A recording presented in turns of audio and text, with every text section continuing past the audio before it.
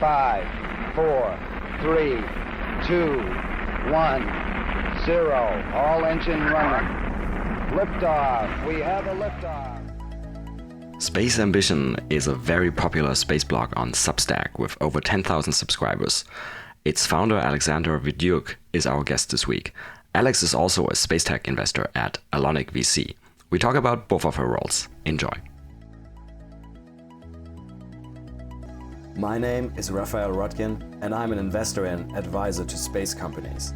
Just as a reminder, this podcast is for informational purposes only, and nothing should be taken as investment advice. This podcast is sponsored by NanoAvionics, a satellite manufacturer and mission integrator. Their technologies enable many space companies worldwide to offer services that improve life right here on Earth, such as providing global connectivity, conducting Earth observation, or contributing to scientific discoveries. Check them out, and also check out my episode with the CEO and co-founder. Sadly, I am not a rocket scientist, but I'm an alumnus of the International Space University. ISU offers a number of educational programs about space worldwide. Check them out at isunet.edu. And just some final things before we start the episode about ourselves. If you enjoy the podcast, please leave us a 5-star rating on your favorite podcast platforms such as Apple or Spotify. If you want us help expand our work, you can do so and support us at www.patreon.com/Space Business Podcast, and we'll also put that link in the episode notes. And lastly, you can follow us on Twitter at podcast_space. Well, welcome back, space enthusiasts. Time for another episode of the Space Business Podcast. And my guest today is Alexandra Vidyuk. And among other things, she is the founder of Space Ambition. Welcome, Alexandra. Hi, Raphael. Thanks for having me today. Yeah, it's my pleasure. So why don't we start off as usual? Could you give us a quick introduction about what you're doing, especially since you're doing quite a few things? Yes, thanks. So I have 3 main projects I run today. So I'm a founder of Space Ambition, which is like a Substack blog for investors and founders in the space industry. I also a venture partner at VC, deep tech VC called Aloniq. It's early stage VC, so we do pre-seed, seed, Series A, and checks up to $500,000, focusing on deep tech and space tech. And I also recently launched a venture builder which called Beyond Earth Technologies, which is a very early stages, so we take projects pre-incorporation, and the focus is on technologies which can enable us living on Mars, kind of building economy beyond Earth, and so on. So yeah, that's me. Excellent, and I like the building economy of Mars. Clearly, as my listeners know, my main job is having a venture fund called E2MC, or Earth to Mars Capital, so I fully understand. So, okay, let's dive a little bit deeper into at least a couple of those. So Space Ambition, and by the way, how did you pick that name? Just general, probably that was pre-ChatGPT, right? So now would be different. Yeah. We just looked for a good, name which has some space, some ambition, and which has which has available domain. I guess that's how we picked it. So that definitely has space and ambition. So you tick the boxes there. And by the way, I'm still not sure that whether ChatGPT made naming better or worse. But Space Ambition, great, that works, and you have the domain, so it's fantastic. But if I remember well, and you didn't talk about it specifically in your introduction, but I mean, you haven't been a space person all your life, correct? No, it's actually quite recent. I started doing space maybe less than 2 years ago. So before I was in finance and banking, I did several different roles with HSBC between London and Hong Kong, like commercial banking, venture strategy, operations, lots of different things. And I think during COVID, I had a bit of self-reflection on my career, generally on my purpose in this life. And I was like, the only thing which I'm doing and making my bonuses bigger, right? I'm not saving lives. I'm not doing I'm not fixing the energy crisis. I'm not pushing our borders of our civilization. So I took summer off and I thought about what do I want to do, and deep tech and space tech came as a natural choice, because it's not like when early 20s you can choose a job and you can change it in 2-3 years and jump in something different. I think for when you're getting older, you taking a bit more careful choices about your career. So, and I was like, okay, if I want to do something for next 10, 15 years, what would it be? So, and space was kind of, I have a degree in physics. I always was interested in this. And like I always like sci-fi. I was always like dreaming about space when I was a kid. So I was like, why don't I try? So, and then Space Ambition came like as a first my project, because I was like, actually Space Ambition today is something which I was looking 2 years ago when I started reading about space on the internet. And I could not find any good, like, simple, plain English blog or like materials with no terminology, with like no pre-existing knowledge required. So that's why kind of what I'm writing today for me 2 years ago. That's how I would describe it. Yeah, I mean, I was, of course, I'm inclined to say when you're looking for materials to learn about space, clearly you weren't looking hard enough, especially on the podcast side. That was, and your book, of course, I didn't know it before. So like, yes, that's kind of. But okay, this the story, of course, and some of my listeners may know that's very familiar. I used to be a Wall Street guy. It actually sounds very familiar to mine, minus the part of the physics degree. I'm not smart enough for that. But so I was going to ask you. You mentioned reading there. So when you were after you decided to make the transition to the space sector, so what are some of the things you did to kind of get knowledgeable about the sector, to get into the sector, like anything from, like you said, reading, but also networking and so forth? Because I know there's some potential listeners we have who are looking to make the same transition, and like a few years ago are wondering, well, how do I actually practically do this other than reading Space Ambition and listening to the Space Business podcast, of course? I think general advice people tell, if you like asking how do I change industry, how do I change career, people say like take benefit of your current skills, right? Like maximize it, use it. And for example, like if you're like in finance, let's say in like one industry, you can always look for finance job in a different industry, right? And then you can use your skills. I think for me, it was kind of changing both focus and industry. So I just kind of, went to read everything, all the podcast, all the, videos, webinars, conferences online. There's a lot of conferences online. You can also most of them are for free. Networking, in physical networking, online networking, reading books, of course, and just randomly, kind of messaging people on LinkedIn. Most of them reply, not everyone, but you still can do kind of quick virtual coffee chat and talk about what you want to do, ask them questions about the industry. Yeah, that makes sense. So let's dive a little bit deeper into Space Ambition. So can you just describe for like our listeners who may have not seen it yet, like what is Space Ambition? Like what does it actually look like? What's the type of content? So it's a Substack blog. Every Friday we publish 5-10 minutes reading, kind of a deep dive into some specific sector, or a spotlight with a person from the industry, or just general market overview. So we're not following trends. This is kind of evergreening content. Plain English, no terminology. A person from a street should be able to read it and understand. So kind of spark ambition, spark curiosity, spark ideas. So, and obviously people reading it, and then I get a lot of emails from my readers. So I understand what they're kind of trying to do. For example, people say like, I used to be a crypto investor. Now I want to invest in space. Where do I start? Or people saying, actually, I'm a lawyer, but I want to do a space tech startup. Where do I start? So this type of questions kind of prompting us to do more research, more kind of post, more kind of things. We have more than 11,000 subscribers today, quite a good open rate. So I think it's like 106 countries in the world, because I see the reports, right, on the back end. So that's probably what, and then kind of, that's kind of started us kind of talking to other people and, see like some different advisory projects, and slowly led me to the VC and venture builder. So the 11,000 subscribers, by the way, congratulations. That, seems really quite good, especially since it hasn't been such a long time. Was that just fairly linear growth, or was there some sort of like one or two breakthrough moments where you had like one edition where people read it much more than others and you had like a jump in subscribers? I think this is the biggest Substack space tech blog as of today. So I think we are recommended by like all the space tech blogs on Substack. I think every time when I go to event or just do like thing like this, like a podcast, I always have like kind of couple of hundreds followers after that. It's funny when the Indian mission landed on the moon, like overnight I had like several hundreds of Indian subscribers. I guess like it's kind of, this external events also causing people just go Google and say, I want to read about space. And I guess somehow they find space and vision. And I was going to ask you how you pick your topics, but I think you started answering that. So is it mostly inbound? You look at what people are asking and then you kind of go away, or some sort of, brainstorming you and your team do? We do have a content plan for like 1 year ago. It's actually modeled by like we have like a proper spreadsheet model. And what is the frequency? What do we think what kind of would be appropriate mix of different topics?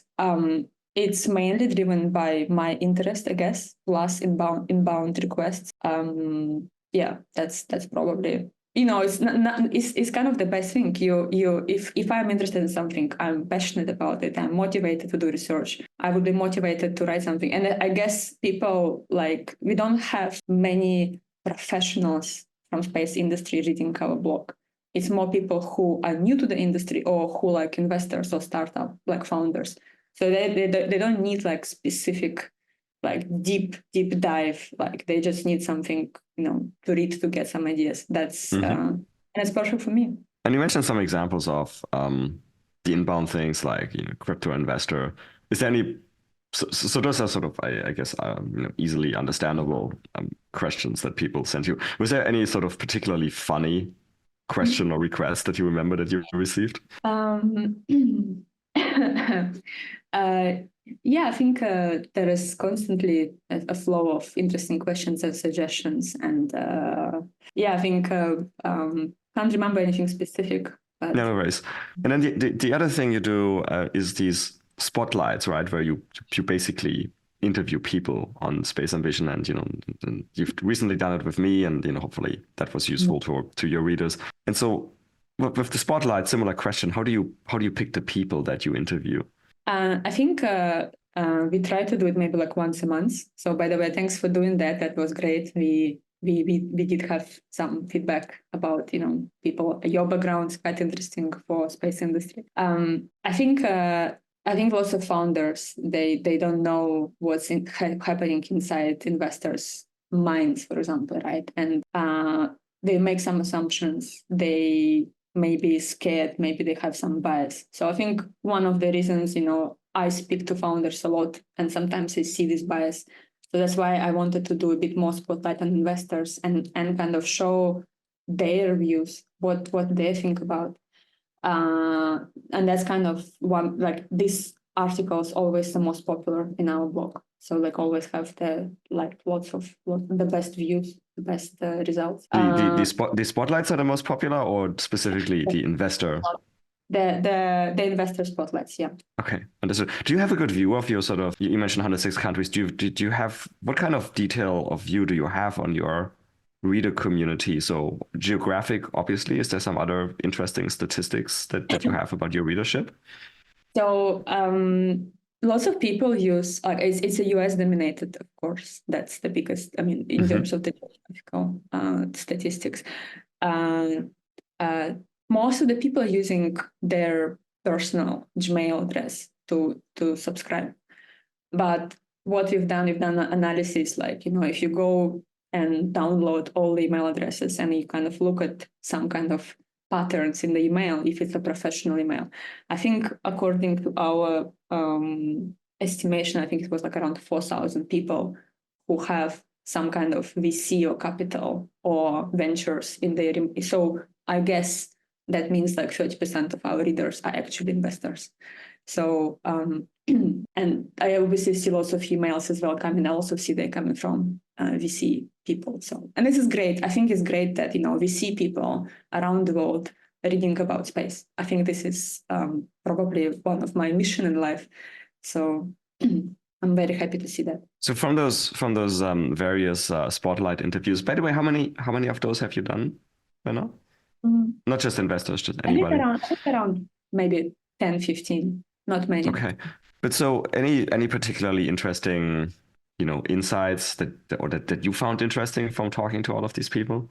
I think it's fascinating that people have very different backgrounds, right? I don't think I've ever seen an investor who has something similar to other investor, right? It's like a background or like work history or something. It's good to see people coming from all the different, ex-NASA engineers, entrepreneurs, bankers, like people from like other VCs, right? It's great to see that we have diversity here, but also kind of it's probably still kind of the barrier for entrance is quite high. It's perceived to be difficult. It's perceived to be like kind of it's for billionaires, or you have to be a rocket scientist to understand that kind of. And I think this is now changing. I think people slowly moving the mindset into the right thing, that it's not like this, but slowly. Yeah, I think it's a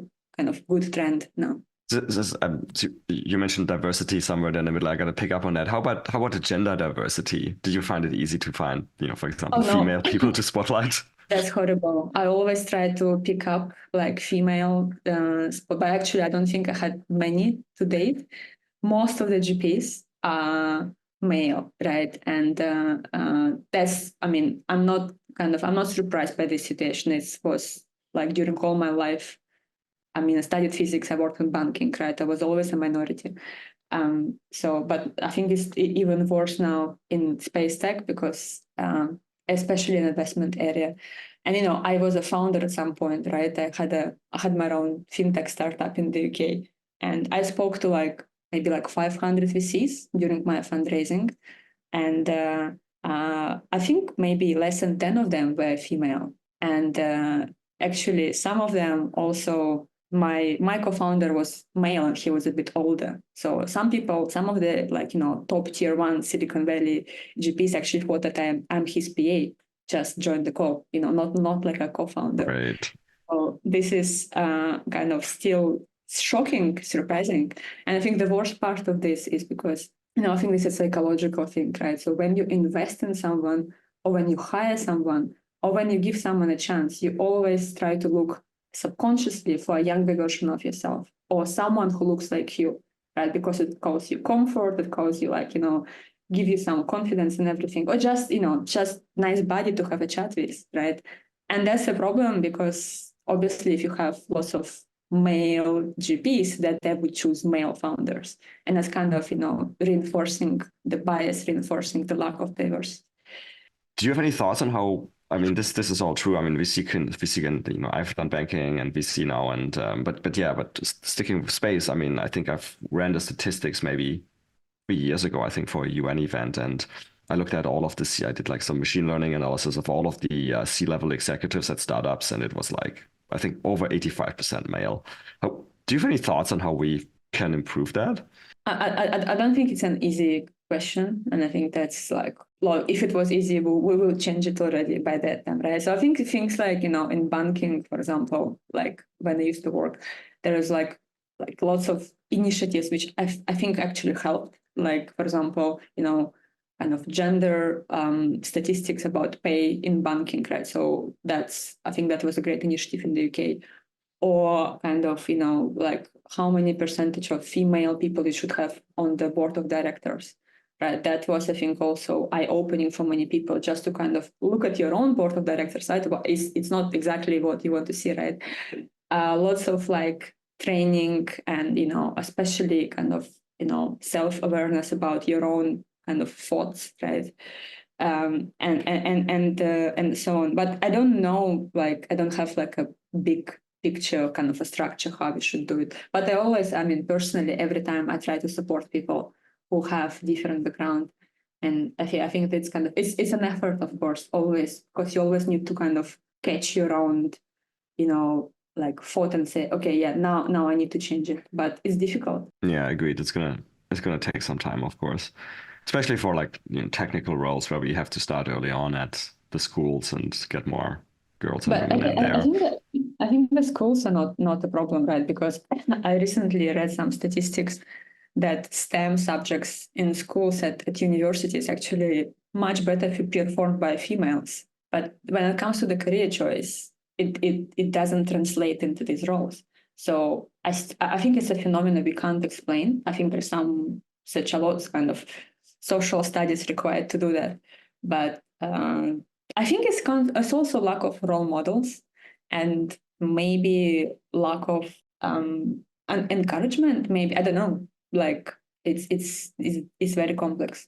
I think you're right about the role models, and I think they actually exist, but they don't get highlighted, or should I say, spotlighted enough. So it's great that you as a woman are doing what you're doing, and it will be great if you have, if you have more women on like your spotlight interviews as well. I mean, speaking of which, is there any particular woman? Well, actually, maybe broaden this. Is there any particular spotlight guest you really would like to have in the future? Sort of like a dream guest, and why?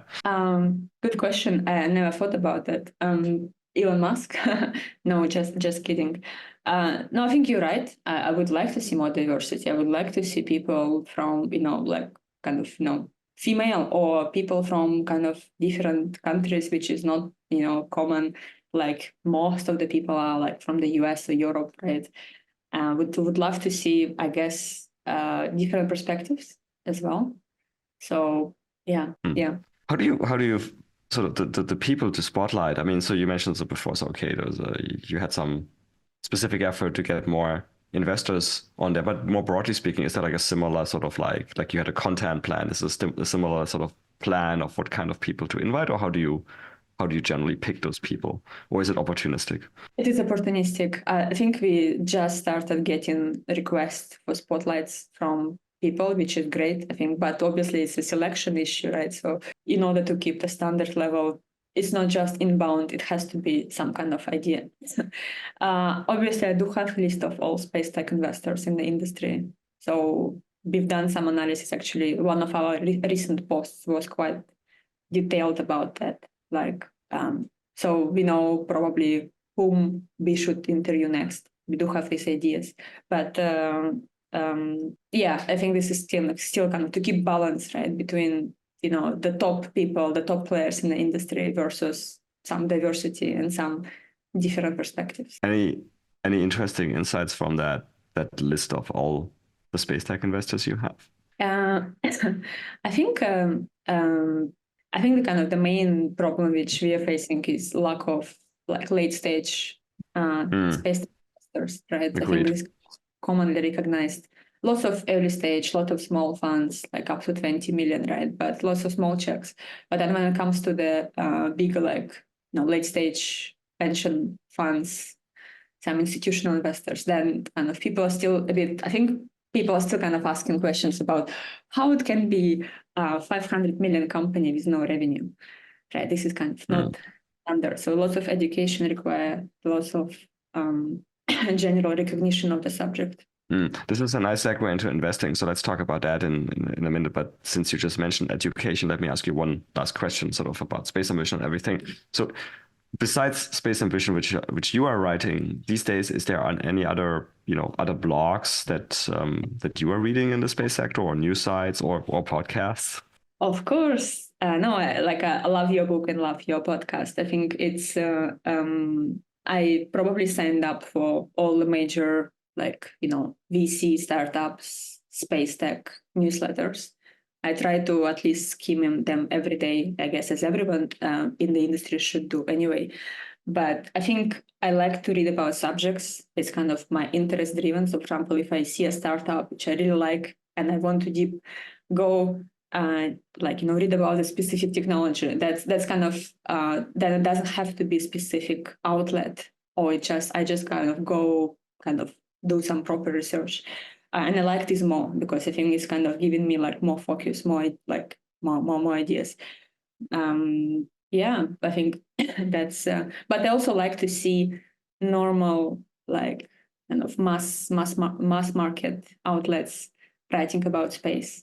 And I think example of like Social Capital recent, analysis, or like, when New York Times or Forbes or like Wall Street Journal writing about some space subjects, I always think it's great. And I think we should do more of this. Yeah, I agree. Or CNBC, and I agree with you. I think that's important because it's bringing space to a community that's outside of the current community, right? Like more generalist investors. Yeah, but it's like every time I go to see some people, like outside of my work, right?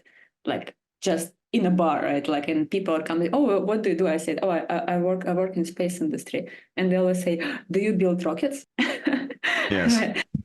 So this is this is basically like general public idea about working in space. Just Yeah, building. and that's probably the question where then the next question is sort of like, so are there aliens? Do you believe? Exactly. Yeah, yeah. Okay, so let's talk about investing and space investing, and I guess you said your generalist deep tech investor. But let's start with space. So, how did you get into specifically the space investing part? Then was that sort of before or after Space Ambition, and what made you interested in investing in space, right? Because it's not necessarily like a necessary consequence, right? Like we keep people who are passionate about space, but they're like, it's probably not a great place to invest. But you seem to think it is, and why is that? Yeah, I think it was a natural choice for me as well. So when I started writing Space Ambition, I started getting like a lot of incoming pipeline of projects and just generally networking with people in the industry. Because my previous job before the space, I was a founder, right? So I kind of like the idea of being, I think I like mindset of investors or founders. I think the energy, the ambition, the mindset is kind of what I like. So I was like, okay, that's kind of space plus entrepreneurship. But that was a right overlap for me. Yeah. So I mean, I think our kind of idea about space investment is that it's a growing industry. It's a lot of changes happening, lots of, like things what SpaceX is doing, Starship and everything. I think this is definitely like the steps which are going to change the industry a lot. We do think that space is the next big thing. People say, what is the next, like B2B SaaS? And we do think space can be one of the industries which will replace B2B SaaS. Right? There's no second Google coming. There is no second Amazon coming. Right? So I think, one of the questions which people always ask is, okay, what is the next 1,000 unicorns? Which areas do you think they will be?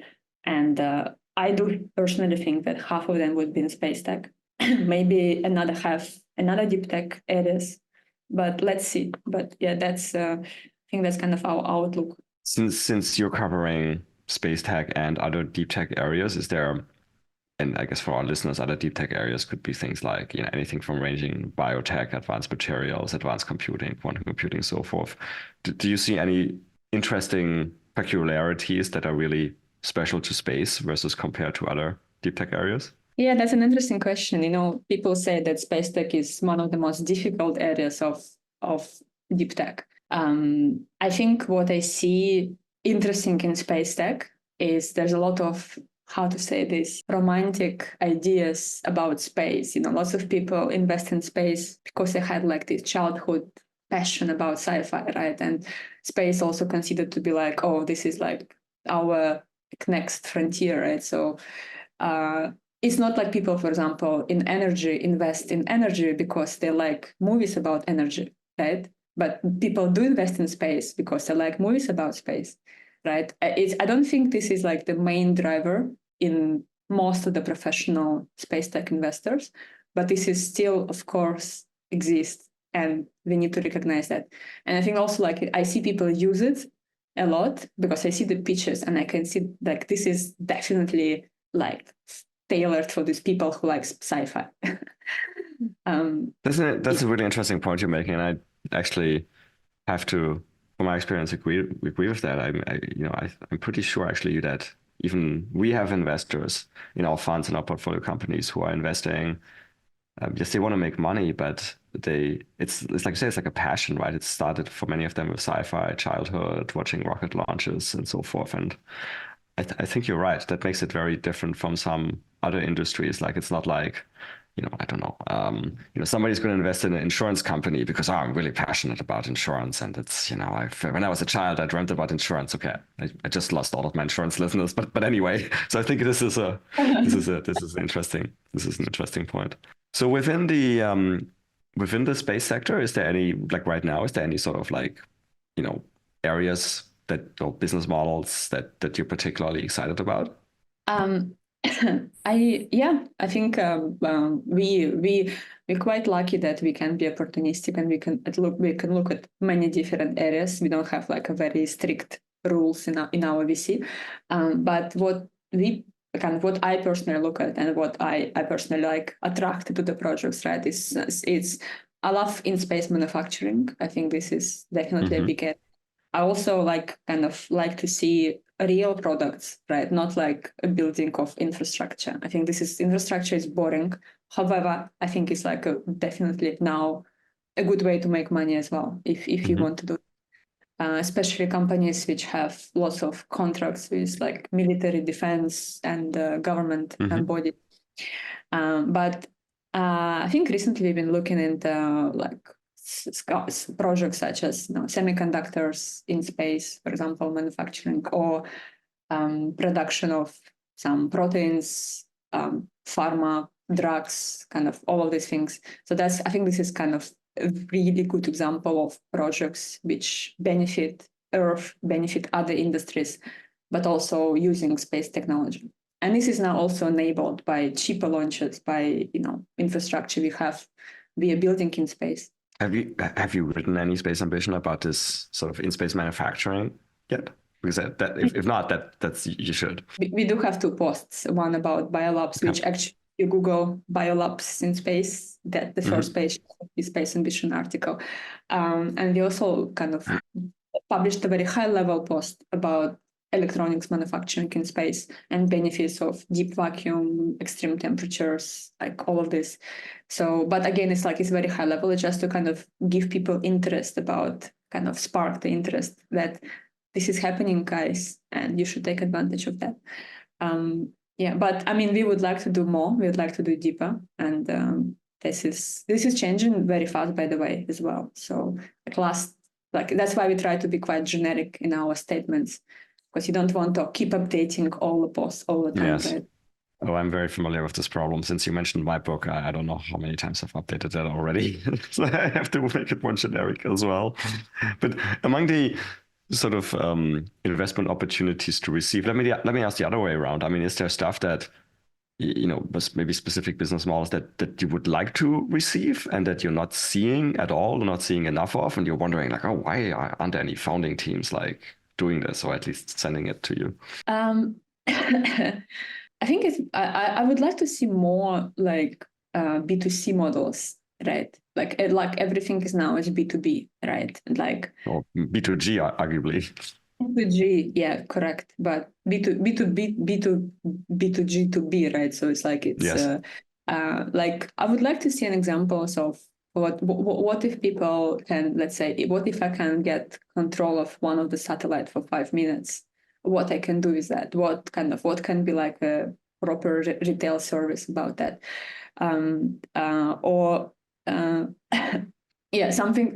like this. I also would like to see more like proper ideas about space mining. I think everything what we see now is like very like sci-fi style.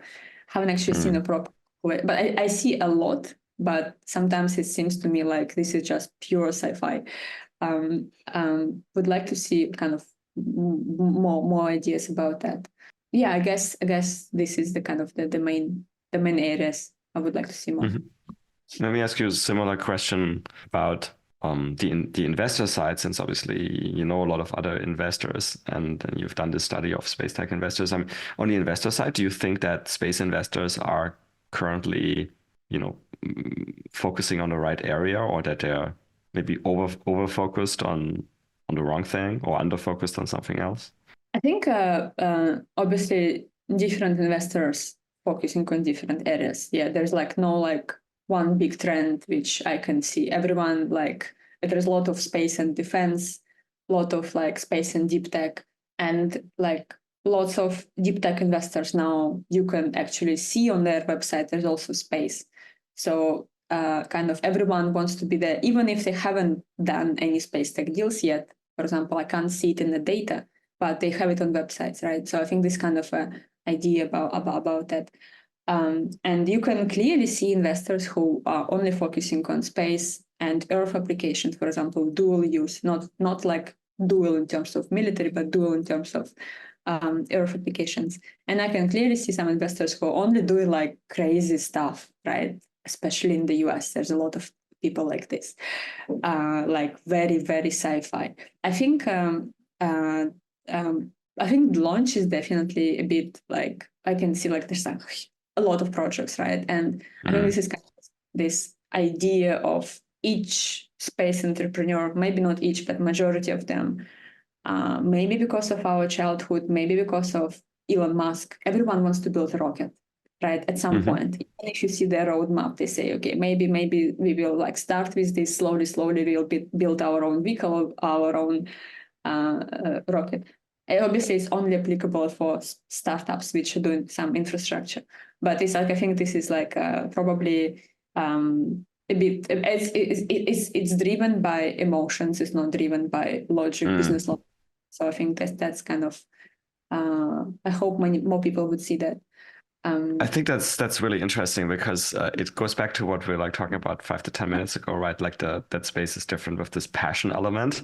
And I think that's almost like it's almost like a quote unquote dark side of it, right? Because it comes back to bite you in the ass. Like you say, I think there is a lot of people, especially from the technical side out there, who decided to build rockets because it's cool and it's their childhood dream, but may not understand the market demand picture, maybe. Yeah, it's funny because I most of the like biggest space tech investors such as Seraphim, Techstars, like they don't invest in launch anymore. And sometimes I see the founders, they say, we pivot, we go to Techstars, and then we pivot back to launch. So it's like an idea, it's like people know about that, but it doesn't change their passion, right? It's kind of, they're happy to pivot just to go there, get it, and then pivot back. So it's I think this is a romantic, like, passion about space, about sci-fi. Yeah, understood. Okay, since we're like sort of winding down time-wise here, let's get to some of our other sort of typical closing questions. And one is about the ecosystem. So you are currently, I think, mostly based in Singapore. Do you just want to spend 1 or 2 minutes talking about what you see in the Singapore space ecosystem, or how you see it? I think it's obviously very small. It's like generally Singapore is small. There's not much land, right? But it's great to see it's developing. There is some focus. There is definitely good movements. So there is no space agency in Singapore, but there is space office, which is now turning into the space agency. And they recently had a change of leadership. So Jonathan Hung moved as a director of it's called Austin. So that's and they do have some grants. They give some, I think, like the most recent public news was that they had like 50 million grants for space startups. I think there's like around 20 startups present in Singapore in space tech area, different areas as well. So we see like 3 accelerators here. So SSTL is more like the non-profit government kind of style. Seraphim last year opened here a branch, like one of the cohorts, and obviously Starburst also here. We recently had one of the records as well in Singapore. So one of the startup raised 100 million seed round, which I don't think I've seen is Cosmos's. I don't think I've seen numbers like this anywhere in the world for a seed round. Not for a seed round. That's pretty aggressive. Exactly. So, and I think generally people, like lots of companies, choose Singapore as a Asian headquarters, south of East Asia, kind of representative office or something like this. So I would say kind of this is and obviously lots of fundraising going on because now Singapore is a capital of fundraising in Asia as well. Yeah, I was going to ask you about that. So you mentioned the incubators, but how about investors? Do you see like more space tech investors emerging in Singapore? I think the deep tech generally is not like very popular in Asia yet as much as in Europe and States. But I think slowly I can see like changes here. We do have cases and family offices invest in deep tech, in space tech. Mm-hmm. I guess lots of funds now considering deep tech as a or space tech as a like potential vertical, which is good to see as well. But still, it's not, obviously the volumes are not the same as Europe and States. Yeah. And so let's come to our traditional closing question, which is about, which you may know, is about science fiction and whether you like science fiction and whether you're one of those passionate people that has dreamt about space since childhood, like science fiction. And then if you do like science fiction, what are some of your favorites? And it could be books, movies, TV series, games. I think from the recent one, I watched both like Netflix and Chinese version of Free Body Problem. That's a great kind of it's popularization, right? I think because the book is quite difficult, right, to read. So I think that's both of them were great. For different audience, of course. The Expanse as well, especially the first couple of seasons, great. I like the Foundation recently as well. I talk about show because I think show is easier to watch for busy people, right? Yeah. Not everyone will just go and read, Foundation, right? But having Netflix series while you're having dinner, I think is easier and it's more kind of accessible. So I think this is kind of probably from the recent which I liked. Yeah. Maybe it should be a Space Ambition just with recommended science fiction for people who want to get into the space sector. I actually had it for Christmas last year because most of the people, I think that's the time when you catch up on Netflix, right, and reading that. So I kind of thought I'm not going to write anything about space. I'm just going to write like the top sci-fi movies for people to watch during Christmas holiday. Yeah, I'll send you a link. That's terrific. Yeah, no, I would like to look that up. Alexandra, thank you so much for taking the time today. Thank you what you're doing for the space sector. I think it's really important and probably helps to drag in additional people, which we direly need in the space sector. So thank you very much. Thanks for having me. Well, that's it for another nominal episode of the Space Business Podcast. If you like this podcast, please consider giving it a 5-star rating on your favorite podcast platform, such as iTunes. You can follow us on Twitter at podcast_space. Also consider supporting us at www.patreon.com/spacebusinesspodcast. If the podcast got you interested in learning more about the business opportunities in the space economy, check out my new online course on space entrepreneurship on udemy.com. The link is in the episode description. Lastly, if you have any feedback, including ideas for guests, and that may include yourself if you have an exciting space story to tell, or interested in being a sponsor, drop us an email at spacebusinesspodcast@gmail.com. I look forward to seeing you for the next episode.